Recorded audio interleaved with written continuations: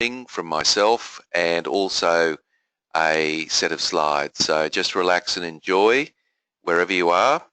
I'm going to take you through the first part of this broadcast, then hand over to my colleague Aubrey Warren, and then Aubrey will hand back to me towards the end. So I'll sort of do the start and finish, and Aubrey will do the middle, if you like. All right, so I'm just going to turn off the webcam, if I may, because it's a bit distracting for me, maybe yourself as well, but if I just turn that off and we'll get underway. So basically, we are going to cover four things in this short, sharp broadcast. Very shortly, Aubrey Warren's going to talk about some of the research around conversations, and I guess we need to understand, do conversations work? What sort of impact do they have? What are we basically hearing out there in terms of conversations and their impact? Aubrey's also going to talk about conversations that influence, and he's got a couple of very interesting models that you might be able to adopt immediately at the conclusion of this broadcast. So a couple of skills. I will talk briefly about the barriers to conversations, and of course there are many.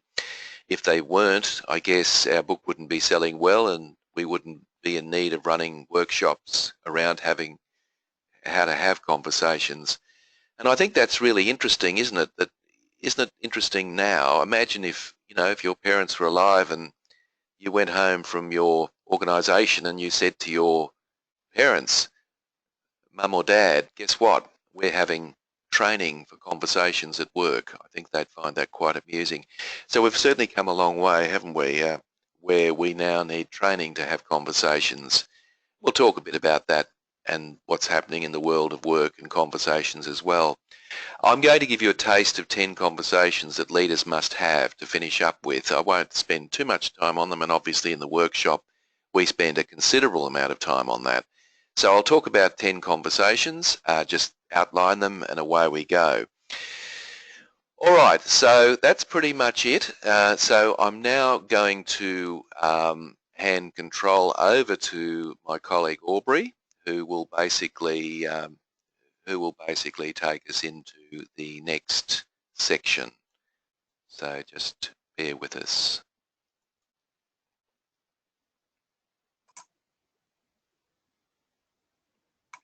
Thanks very much, Tim.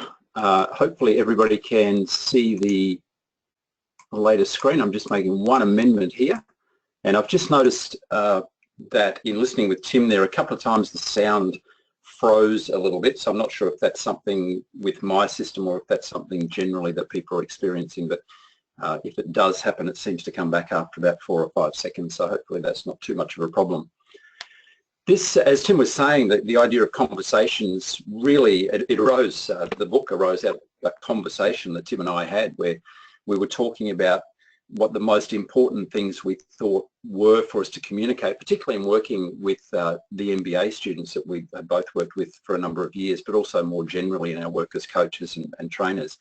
And we came up with this, I'm not sure it was a revelation because it's in many ways so obvious, but the fact that conversations really are at the heart of our work as influencers, and that it's the conversations, it's the quality of our conversations that shape people's experience of us, their experience of the teams that they're a part of, and ultimately of our organisations. And we all have the experience of walking into other people's organisations, other people's teams, other people's families for that matter, and friendship groups and community organisations. And it doesn't take very long before we get this sense of what the place and the people are like, the culture, if you like, largely from the conversations that we're part of, that we're included in, maybe that we're excluded from, and the ways in which people talk about each other. They talk about their language that we use has a significant influence on our own perceptions of reality. We tell ourselves stories, and the language we use is part of a central part of those stories. And so it makes sense for us to acknowledge the power of the conversations that we have. And so we came to this conclusion that organisations really are conversations. they're the conversations that are taking place inside them and around them and about them all the time, and that we manage and we influence and we learn, we build trust and relationships and reputations one conversation at a time. And I think that's really important, that it's not an abstract idea. This is an everyday experience. And maybe that's part of the limitation or the challenge, that because we're engaged in conversations so incidentally and frequently and constantly, that we can also be engaged with them almost unconsciously. It's a little bit like fish. There's a joke about the old fish saying to the young fish, what do you think about the water? And the young fish says, water, with a question mark, because we're so consumed by and surrounded by, in our case, conversations, the fish with water, that we really don't even acknowledge its presence. So it is fundamental. And one of the questions that we ask in our workshops is, where and with whom do you have your best workplace conversations? And what is it that makes them good? And it's interesting that very, very, very few people ever say, oh, the Tuesday meeting at 10 o'clock, that's where I have my best conversations, or my performance review, whether I'm the manager or the team member being reviewed. No, nobody's ever said those things, strangely. What they do say goes to the casual conversations, the informal conversations, the natural language that's used. And people talk about having conversations that are informal, where people are authentic, where they're real, where they're unguarded. And they talk about being listened to and attended to and not judged.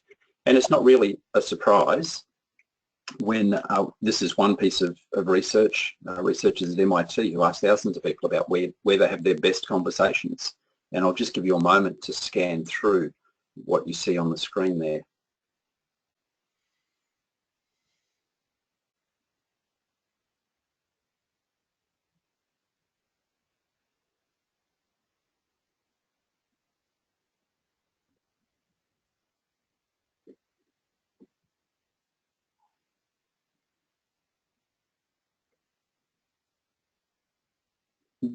When you think about, there's probably no surprises in that list. I don't think either Tim or I were particularly surprised when we looked through it, and I've never seen anybody sort of smack the front of their head and say, wow, I'd never thought about it that way before. In some ways, I think we assume that we can get these outcomes. These are the aspirations that we unconsciously are striving for in our conversation.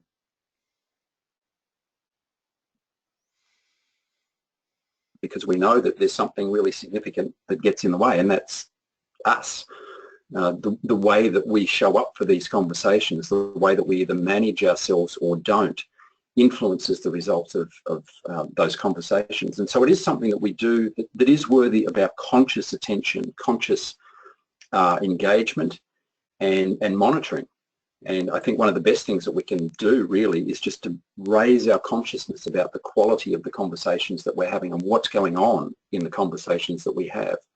And those, I think, and I'm sure there's a number of people who are on this webinar today, people who are engaged in that ongoing intentional conversation through things like coaching, necessarily have to heighten our awareness. And I think one of the things we find ourselves often talking to the people about, to the people that we coach, is their communication skills, and particularly their conversation skills, because that's how most people experience this most of the time.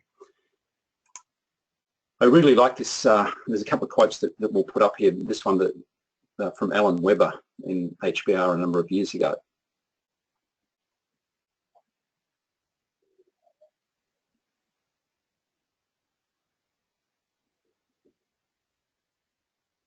And this was at the time, and I forget the exact year this came out, it was 5 or 6 years ago, I think, maybe a couple earlier than that. It was a little bit of a breakthrough insight, this notion that if we're really operating in a knowledge economy, a new economy, then conversations are going to be the most important form of work. And there's a McKinsey report that talks about harnessing the power of technology in improving our communication. And even in that, where they talked about different channels by which we can use social media and so on, even in that, they said the biggest gains, even in using the new technology, will come from interpersonal communication, because the technology on its own does part of the work, but the heavy lifting, the continuity, if you like, of the way that we communicate with people comes down to our ability to actually engage in those interpersonal conversations. And hence this argument that the conversation is the organisation, or the organisation is the conversation. I said before that while the aspirations that MIT identified out of the themes that emerged, the thing that gets in the way is our own communication limitations, and we all have them. Nobody's perfect. It reminds us that this is very much linked to the idea of leadership. And so this clip from Hurley and Brown, I think, is really worth considering, the personal capacities of a conversational leader. So if an organisation is its conversations, then those conversations will be a reflection of the leadership of the organisation. So they talk about creating a climate for discovering emergence, honouring and evoking different perspectives, and asking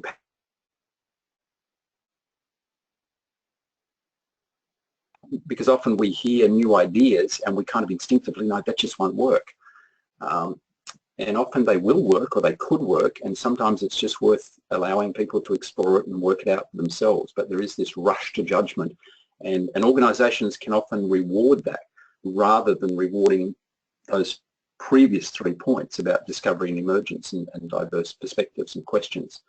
And so exploring assumptions and beliefs, embracing ambiguity, and in an environment where there's so much change, in environments where we're actually actively encouraging and seeking innovation, we have to be able to embrace that idea of ambiguity and not knowing, and realise that that's part of the learning process. After all, if we know everything and there's no ambiguity, there's nothing to learn.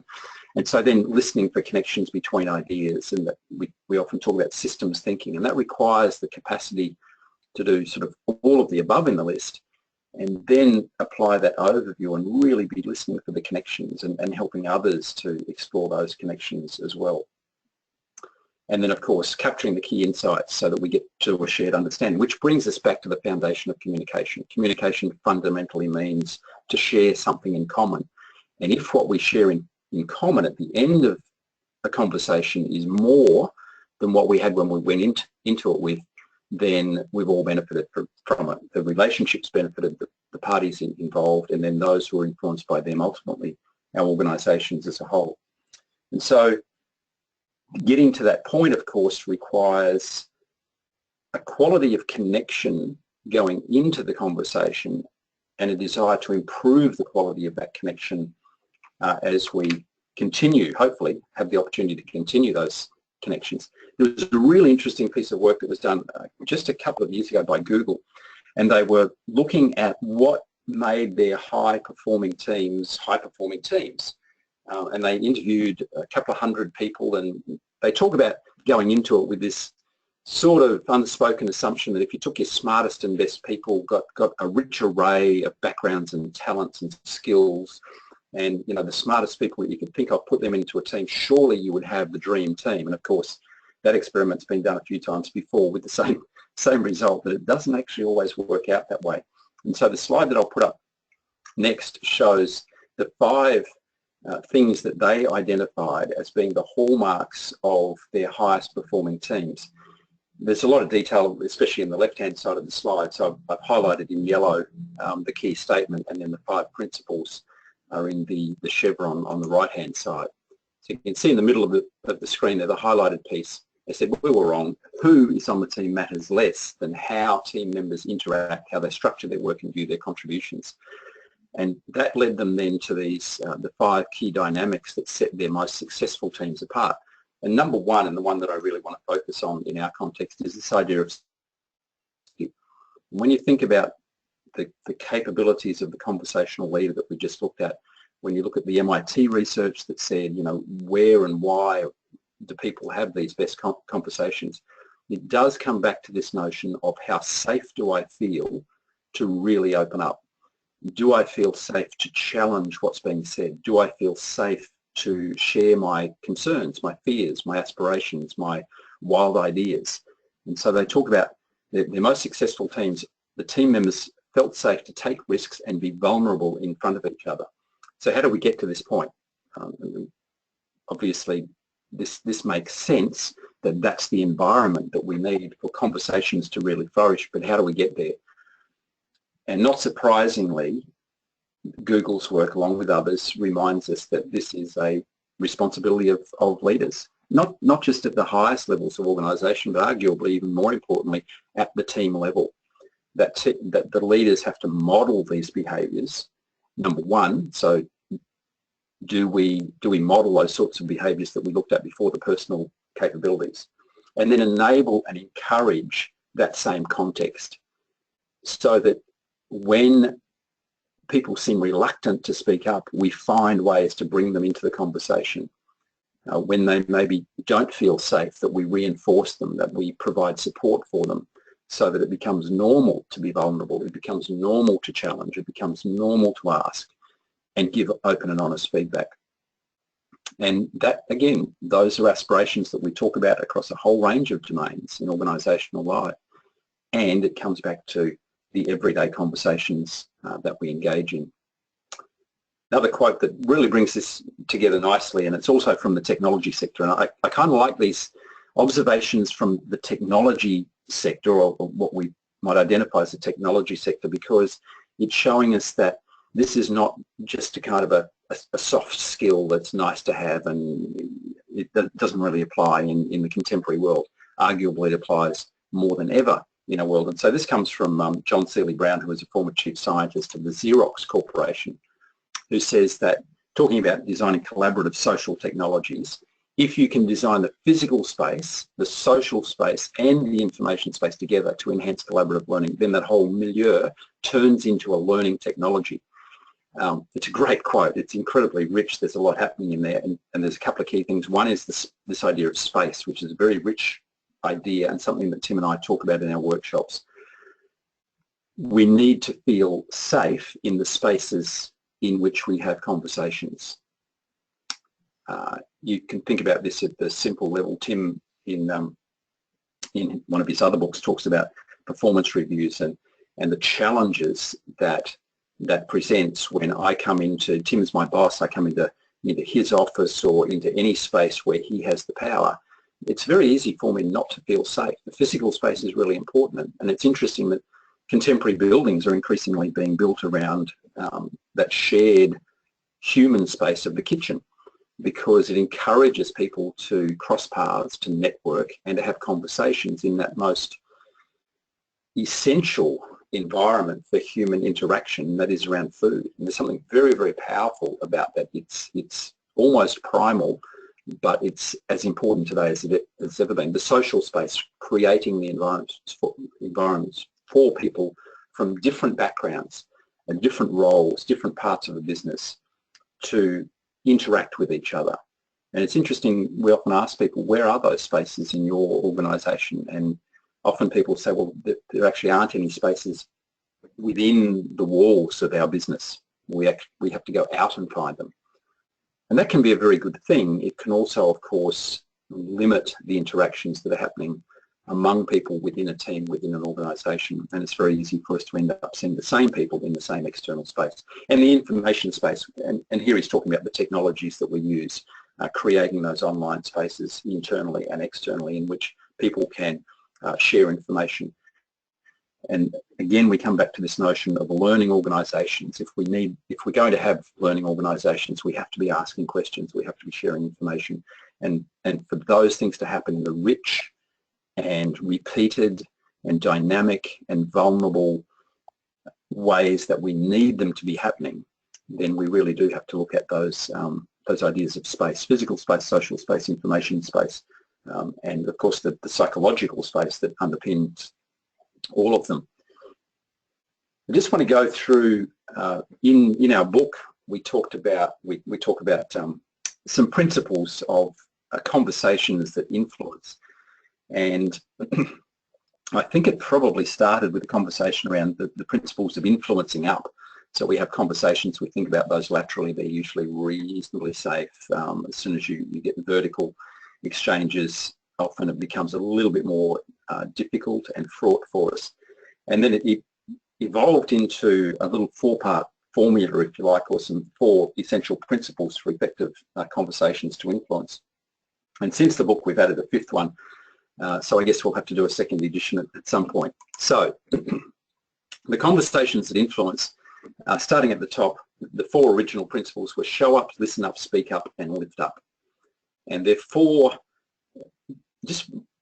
principles, 4 frameworks for thinking about conversations that really will make a difference. And so as conversationalists, as parties in the conversation, it begins with showing up. We do need to be present. Now that's kind of an obvious thing. You need 2 parties in the conversation. But it goes beyond that, obviously, to how we show up. So it's about self-awareness in the first part. We ask people, you know, how do you typically show up for different conversations? Which is it the best you that shows up, or is it the distracted you? Is it the harried you, or sometimes the angry you, or whatever it might be? So the self-awareness, and then the self-management to be able to say, this is how I typically show up.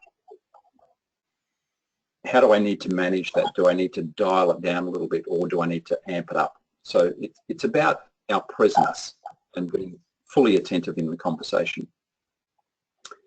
The second point is around listening up, and it probably doesn't bear too much repetition at this point because it's so fundamental to communication generally.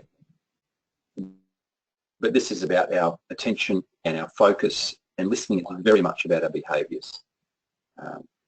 People know and have a sense, they interpret whether or not we're listening and how we're listening based very much upon our behaviours. And one of the most common things when you talk to people and say, what are some bad listening behaviours? I think number 1 fairly consistently now is they look at their mobile phone, and yet we still persist in doing it.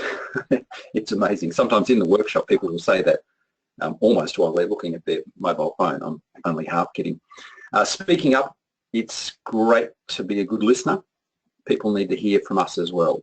It's important to be able to assert ourselves, to make a contribution, to share in those vulnerable, open and honest ways that we talked about. One thing we encourage people to do around speaking up is to speak through questions, not only speaking through statements, but actually speaking up through questions. And it's a great way for influencing laterally and influencing up, and also a great way to frame and enrich conversations that can easily get into advocacy a little bit too quickly.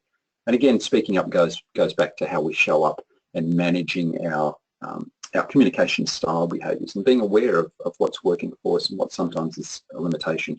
Lifting up is this idea that how we leave people at the end of the conversation is really significant for a number of reasons. One, it has a direct impact on both of us. We can all think of those really good conversations that we walk away from and we feel more lively as a result. We feel more positive and more energised. And then there's the other sort that seem to take hours, if not days, off our lives.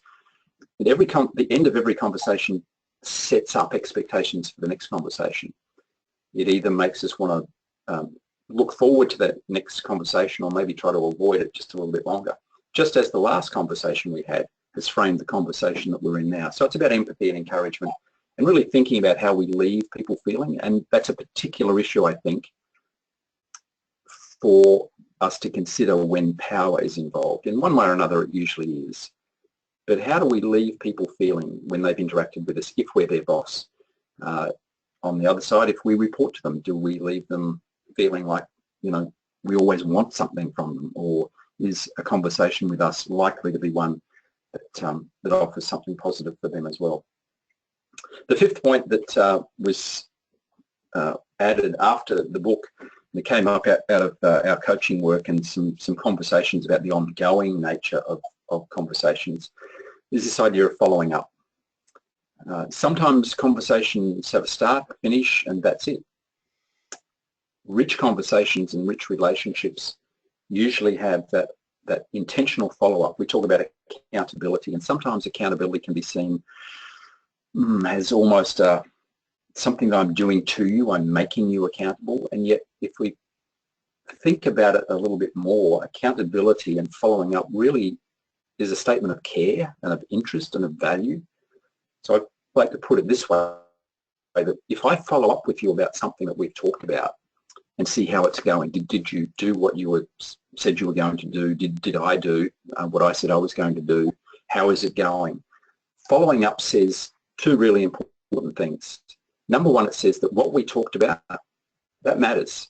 It mattered then and it matters now. It wasn't just a moment in time and now we can move on to something else. It actually matters. It has value, and I'm honouring that. And the other thing, arguably more importantly, is it says that you matter. The thing that we talked about, the activity, the project, the plan, the strategy, the issue, whatever it was, that matters. And you matter. You matter enough for me to recall that we had the conversation, to remember that this is something that you're investing part of your life in, for yourself or maybe for others as well, and that you matter. How you're going with it matters. And again, when we talk about influence, one conversation at a time, those sorts of messages, both overt and implicit, really have a significant effect on how we influence others and how effective we can be. Now, just before I hand back to Tim, there's one of the points of resistance sometimes that when you talk about the idea of investing in and focusing on having more conversations, putting more effort into them, one of the issues that comes up is I haven't got time for all that. It's just, there's too many things to do. Once we get the real work done, then we can have a conversation. Well, you know what our response is to that. We always find time for the conversations when things have gone wrong. Wouldn't it make sense to invest a little bit of time up front? Someone who encountered this a number of years ago is Doug Conant, C-O-N-A-N-T. He was the turnaround CEO at Campbell's Soup from 2001 to 2011, and he authored a book called Touch Points. And in there he talks about his experience of dealing with interruptions. And like, any successful person, he was frustrated by them. You're constantly being interrupted. Everybody wants a piece of you. And so when he met his co-author of the book, and she was asking him about this idea, and he had actually reached this point of reframing the whole idea of interruptions. And in this slide, I've got a little clip out of the book, and again, two highlighted areas. He in the first part on the left-hand side, he's talking about the fact that he'd learned to like those interruptions. He calls them moments down the bottom. I liked those moments because I actually had people to me ready to engage on business issues. What a great time to deal with them in a quality way, as opposed to when I sought people out and they weren't ready to talk. Mete, his co-author, and I came up with the touch points idea that every contact is a chance to make a powerful leadership connection. I think that's a really interesting thing for us to think about, that when none of us particularly likes interruptions, they're irritating. But if we can think about it, that this person wants to talk to me about this now, it's important to them, and they've sought me out. I don't have to go chasing them. That sends a number of really key messages. And then he came up with this very simple approach, and I think it's a very practical tool that we share with people about thinking about how to have these conversations, because having conversations can sound a bit like this is going to go on forever and there'll be no outcome for it. And this is a very practical tool that he's come up with. So we developed a structure for managing those moments: listen, frame, and advance. It's very, very simple. It maps nicely to the 5 ups that we looked at before. Listen to the person, really show up, really engage, frame the issue. Let's get clear about what we're talking about. So this is the intentionality of conversations and managing that. And advance. Let's get an outcome. So what's going on? Let's understand it. Let's get a frame that we can focus on, and let's move this forward in an intentional way. So I really like that little piece of advice from Doug Conant, and I think it fits with the principles that we're talking about well. So I hope that's helpful. I'm going to turn you back to Tim now, who's going to take you through the other material in the session. Back to you, Tim. Thanks, Aubrey. Can you hear me okay? No. Okay. I could, but you couldn't hear me because I muted myself. Now I'll mute myself now. Yes, I can. I was just going, just before we move on, there's probably a few people who would like to ask some questions or make some comments and observations. And because we've got so many in the so-called virtual room, I'd like it, people, if you could go over that question box and just type in any question or comment, because Aubrey covered a lot of material there, a lot of ground. And so instead of us waiting at the end and having, several questions, just we're keen to try and respond to those as they show up. So just place them over on the right-hand side in the question box there. Aubrey, I just had it's not so much a question, but there were a couple of things that you said there that really resonated with me. One of those was the fact that you can have, questioning is really important in conversations. And the other point that I loved was that point that you had at the end where you said that basically that every opportunity is an opportunity to make a very positive impression as a leader. I thought that was very, very insightful, because I think often we don't think of it that way, do we? When we're in the hallway, we kind of just brush past someone and don't think for a minute that that's a huge opportunity to make an impact or to influence. So that was really interesting. Do you want to just elaborate a little bit on that? Give people a little bit of time to type in any questions. I missed the last probably 10 seconds of what you were saying there, Tim, which was unfortunate. I hate it when somebody gives me a compliment and I can't hear them. Yeah, I was just saying, you know, the notion of using having impact in the corridor, or you know, the idea that every interaction, it can be hugely impactful, and yeah. that was a really important point. And I love the idea of, you know, asking questions. And I just wondered whether you might want to just talk a little bit about the whole notion of why questions are important in conversations. What are we trying to do there? I think a couple of things. One, there's an old saying that you can't have learning. It comes from, I think, one of the founders of Action Learning, who said the axiom is you can't have learning without reflection, and you can't have reflection without a question. And so we live in a culture, I guess, that has almost trained us to be givers of answers. And if you're really good at giving answers, then you must know a lot of stuff, so therefore you should run the show. And the problem is that becomes a very dependent model. And because things are changing so rapidly and we have to adapt, by asking questions, we invite people to think about things differently. Obviously, there's a self-interest. I learn something new if I ask a question, but it's also creating that culture of learning and of inquiry. And it's one of the things I'm sure you've had similar experiences in coaching. You know, people who are high achievers, they're in executive roles and they're very smart. They've run things really effectively, and helping them make that shift from having the answers to actually framing the questions is a really significant shift.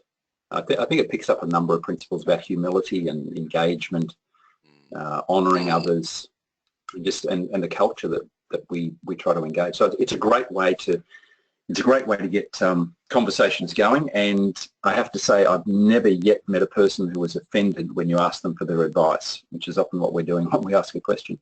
Yeah. That's a really good point, and you know, I think that's one of the key things that we cover in our workshop. This whole notion of how to have good how to ask good questions. All right, I'm just going to now move on to just move screens, if I may. Okay, just go through. Been through those slides. Just get to my slides.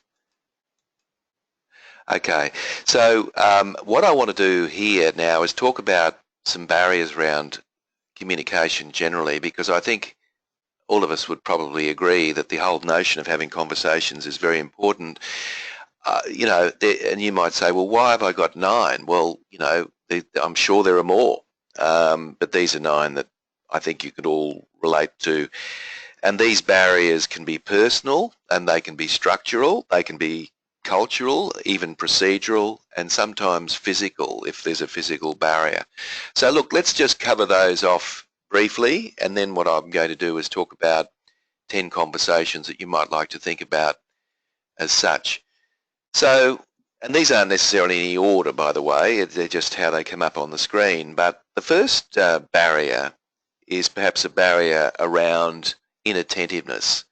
And, you know, I like what Warren Bennis, the great management consultant, said about this. And he basically identified the management of attention as a core competency for a leader. And I love that. So the ability to pay considerable attention or complete attention to the other person is a core competency. But how often do we delude ourselves into thinking that we can multi-skill, we can finish this email, keep going, we say to the person at the door, keep going, I'm listening to you, all the while, of course, our email isn't particularly effective and we haven't really heard what the person's actually saying at the door. So we're not doing justice to either. So that's a classic example, and of course we all delude ourselves into believing that multitasking is a very useful way of dealing with things in the workplace. But you know, the latest research shows that we're not really all that good at it, and one thing at a time is actually the most sensible way to go. And conversations are critically important. Let's give 100% attention to the other party or person. So that's one of the barriers. Another barrier, of course, is restricted information channels. How often have we heard the saying in the workplace that you'll get told on a need-to-know basis, or if you don't hear anything, it's good news. These sayings or cliches are still pretty prevalent in the workplace. And I guess what we're worried about is we're worried about, you know, other people misusing the information. But the reality is, if there's a vacuum of information there, from our experience, what actually happens is people fill it with gossip. And we all know that gossip's usually not accurate, and we all know it's usually an exaggerated version of the truth at the very best. So our suggestion is that you should share information. And is there a risk? Well, I guess there is, but I can assure you there's far greater risk in not sharing information. So if people are going to run off to the unions, or they're going to run off to the newspaper and, you know, complain about something, then you've got deeper issues to worry about than the information that you've just shared. So we would argue that you should open up the information channels. Another barrier, and I think it's fair to say Australians, well, certainly this is what the research tells us, Australians are the worst managers in the world when it comes to giving timely, relevant and balanced feedback, which is a bit of a concern, isn't it? And you know, giving feedback is critically important. And I can recall an instance where a young person had just joined an organisation. She was 19. It was her first job. I actually said to her, she'd been on the job for 6 months, and I said, "How are you going? How have you settled in?" And she looked at me very blankly and said, "Well, I don't actually know." And I said, "Well, why don't you know?" And she said, "Well, my boss hasn't given me any feedback." And I said, "Well, look, would you like me to go and talk to him about that? And perhaps he might be able to share with you how you've settled in, seeing this is your first, you know, employment opportunity." And she said, "Oh, that'd be fantastic." So I went into the boss's office, and I'll never forget the look on his face. And I remember saying to him, you know, let's call her Sally. You remember Sally, who started 6 months ago? He said, "Oh, yes, I remember." I said, "Well, I'm just wondering, would it be possible for you to give her some feedback? She'd like to know how she settled in." And he very seriously looked at me over the top of his half-moon glasses and said, "Oh, no, I couldn't do that." And I was sort of wondering, well, there must be some reason. Are they having an affair, or is there some conflict of interest that I know nothing about?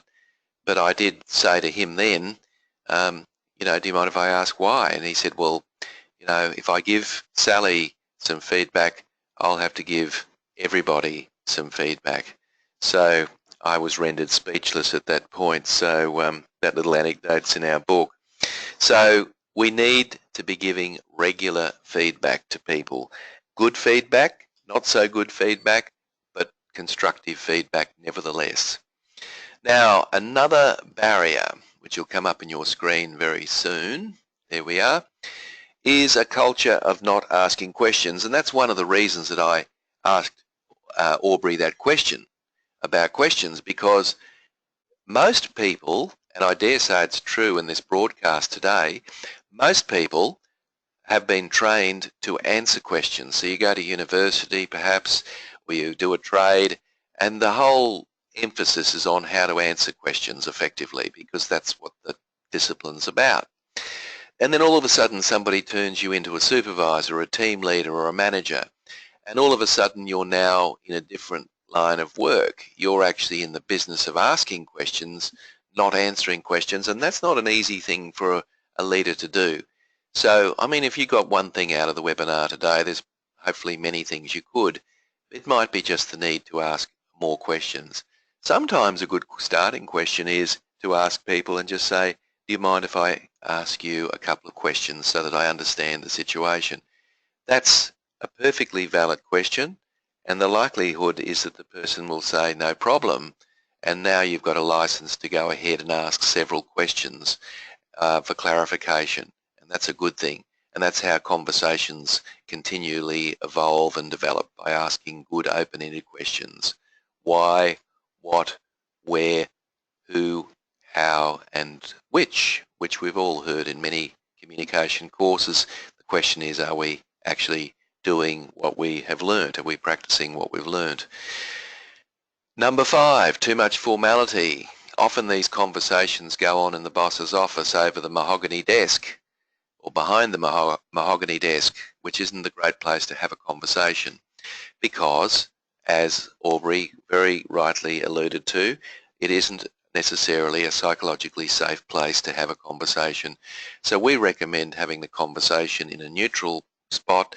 Sometimes the best conversations you'll have are in the coffee shop downstairs or across the road, because you're away from the workplace and you can basically feel a little bit more comfortable about sharing information.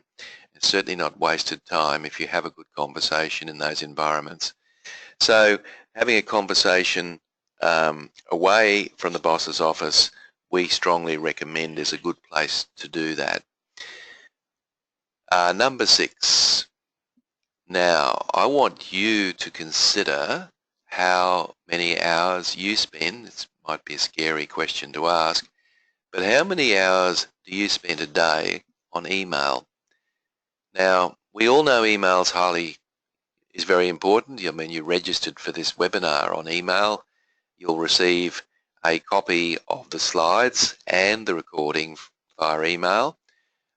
You'll have probably dozens of emails that have come in while you're listening to this recording. You may even be looking at those emails while you're listening to this recording. Emails are everywhere. The average person, incidentally, spends 2.5 hours a day on emails. And we're not Luddites. We agree with technology. We think it's a great thing. But sometimes we have so-called conversations via email when we really should be getting out of our chair, going across the hall and having a chat to the person one-on-one, or picking up the telephone, or getting on Skype, or whatever it might be, and having that conversation. So I think, unfortunately, what happens is that we're using email to have conversations which really should be had face-to-face, or at least over the telephone or via Skype. So that obviously can be a barrier, because let's face it, it's far easier to just tap out a quick message and then click send, and then that's the end of it. Done deal. We've done that task. We can move on to the next thing. So that has to be a barrier. All right, number 7. It'll come up on your screen shortly. There it is. Okay, another barrier is a lack of role models. Look, if your senior team are not having, if they can't see good role models, or their senior executives having good, robust, open conversations, they're not likely to do it themselves. So the suggestion for you is to start with your senior leaders. They're the ones that actually need to be modeling the way. Like so many things in leadership, conversations are no different. And it's critically important. And if leaders are doing that, it is amazing how quickly people will start to get the message that perhaps we should be doing that as well in our teams. So it's, if the senior teams are not doing these things, I can assure you it probably won't happen. And if you're thinking of organising a workshop with us, then you might want to start with your senior team. It's a good place to start. So another barrier, and this is a very real barrier, and that is the barrier that is a fear of emotion, a psychological or emotional barrier. That is, by having a conversation with people, we may just open up a whole can of worms that we may not want to open up, or the justification of not having the conversation is that let's just let sleeping dogs lie. Well, What happens, of course, is that people are still feeling whatever they're feeling. So we're not really getting rid of any of those emotions. All we're doing is sweeping it under the carpet, and it's likely to influence or impact on the work productivity in some particular way. So we're encouraging people to have courageous conversations when you need to, and quite often when you do that, we have found from our own experience that really the fear that people have about how other people may react to the conversation is often not very well founded. In other words, they often end up being far better than we probably think that they would end up. So we just think, go ahead and have the conversation. And I tell you, the worst case scenario is that you'll feel better for doing it because in your gut you will know that it's the right thing to do. And of course there's ways and means of learning how to broach subjects and so forth. We don't doubt that. But don't avoid it because frankly it's not the right way to go. Okay. Another barrier that is critical, and this is of course a physical barrier, and a physical barrier could be the office layout. Of course, we've moved over the years to an open office environment, and we're not using offices quite to the same extent that we used to. And I guess there are two things here. There's proximity, how far away we are from the other person, and also the layout. The further someone is away from the epicenter of activity, the more likely they are to be excluded from activity for the simple reason that it just takes a little bit more time to walk across or down the lift, and so therefore it's likely that that person may be left out of the conversation. So have a think about that. I mean, there's not much you can do about your office layout in the short term, but it does, and Aubrey did talk about this, it has a huge impact on conversations and the culture of conversations in your workplace. So there are 9 barriers, folks. And if you've got any questions or statements about that, by all means, we're open to respond to those statements or questions. So just type them in the question box there and we'll deal with them immediately. Aubrey, is there anything you wanted to add before we move on? Okay. No, that was good, Tim. It's always good, I think, to be reminded of some of those elements that surround us. And I go back to what I said originally, that there's this assumption that conversations just sort of naturally happen, and there's always conversations happening, but we go back to the quality of those conversations and making the most of them. And I think if you can identify one barrier that could be removed or dealt with, then it can have an immediate result. Yeah, and we cover those extensively in our book, Conversations at Work, and more importantly, how you might alleviate those barriers and what you can do about it. Because if you're really interested in creating a culture of conversation, particularly a culture of developmental conversation, then one of the first things that I would do that was very constructive is removing barriers. Now, I just want to finish up by talking about very, very quickly 10 conversations that you might want to have a think about. Now, while I'm going through these, you might want to think and evaluate yourself on the basis of how ready you are to be having these conversations. And some of these you might say, well, I don't think they're conversations, but we want to challenge that. We would argue that all 10 of these are conversations. So let's go through these. Yes, a coaching conversation. It is a conversation. We're expecting the other person will be actually involved in the conversation, particularly on something that's fairly involved. So we'd want to have the other person completely engaged in the conversation, and we want to hear about their own feelings about how they, what they believe that they can achieve, what their limitations are, and so forth. So a coaching conversation, these again aren't necessarily in any order, but we cover these extensively in our workshop. The mentoring conversation is a slightly different conversation, and this is about a more experienced person perhaps bestowing their knowledge, and often it's about career as well, using a mentor as a sounding board, as a role model, as a strategist. So for many of you, you may well have had in your previous life or even at the moment a mentor. And of course, there's nothing more valuable than having a great mentor. And some people in your workplace may see you as a mentor. Now, we know we've got some consultants in this broadcast. Even as consultants, you can be mentors to some of your very good clients. So that has to be a conversation. So have a think about that one. Another conversation that's critically important, and again, it may not seem like it is really a conversation, is the delegation conversation. The delegation conversation should be two-way implication, meaning, so unless of course it's gopher delegation, which is really about can you photocopy this or that. Usually if it's very involved, we want the other person completely engaged and involved and engrossed. So that becomes critically important. Another conversation, and one that I know Dave and Wendy Ulrich talk about extensively in The Why of Work, is that we need to understand, we need to give people context. We need people to know why they are doing what they're doing, no matter how mundane it may seem. So it's important to give people a line of sight between what they're doing and what the end result of what they're doing what will happen. So obviously in some of your industries it's easier where there's something very tangible and obvious. So for a not-for-profit, of course, it's much easier to engage people in the end result because they can see that they're usually doing something of a very worthy cause. In some of our office work environments, it's not quite so easy. So a visioning conversation is very important. So how good are you at doing that, and could you get better?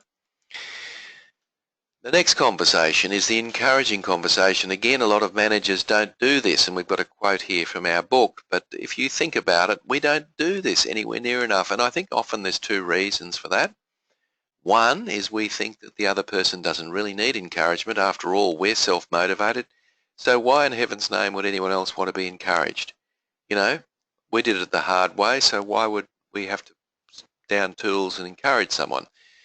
Also, it takes time, and frankly, they'll work it out. Well, I can assure you, encouragement is very, very important, and sometimes it can only take a very short conversation to let people know that you believe in them and that you want to encourage them and you want them to do their best. That can make a huge difference, and it may not make a big difference to you and me who may be very self-motivated, but to other people it can be hugely, hugely important. So what I want to finish up with, and some of you would have seen this screen, it's not quite up on your screen yet, there we go. 5 conversations framework. I just want to mention, and if you look in the column there under topic, you'll notice that there are 5 more conversations. I really want to just say that this framework can be used as a as a substitute for the performance review, and many organisations are taking that on. But there are other organisations that say, well, you know what, we can't get rid of our performance review. Unfortunately, the bean counters think it's a great thing, or somebody doesn't want to get rid of it. So we don't have any control over that, but we are using the 5 conversations framework as an enabler to be able to create a far better performance review, a far richer source of conversation. And that works really well too. But essentially it works on the basis of having 10, or in this case 5 10-minute conversations, 1 a month over a 5-month period. And we encourage managers to do this over twice a year, so that's 10 10-minute conversations. And I can already hear some managers saying, oh, we don't have the time to have 10 10-minute conversations. People do, and in fact we argue they should find the time to do that, and yes, they can last 10 minutes, and yes, they can be extremely beneficial. So you'll notice there's a climate review, which is really around job satisfaction. We talk about people's strengths and talents, which creates that upward spiral, which is, you know, let's start on the front foot. Let's talk about what people are good at. Then we can talk about their opportunities for growth. And then all the while, all of that will evolve into some learning and development conversation, a conversation around people's learning needs.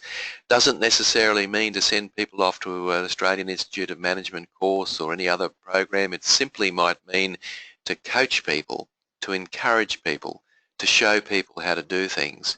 And by having conversations, you will unearth learning opportunities without a doubt. And of course, the final one of the 5 conversations in the 5 conversations framework is the innovation and continuous improvement conversation, which is critically important because we're really interested in improving the efficiencies and the effectiveness of our working environments. And everybody has a stake in that. And if we don't have conversations around that, guess what? We're not going to get any great ideas about how we might improve our own working environment. So let's have a conversation about it. We've had some great results from the 5 conversations framework, so happy to talk to anyone offline about that. So there's 10 conversations, and of course we go into that in huge detail in our workshops.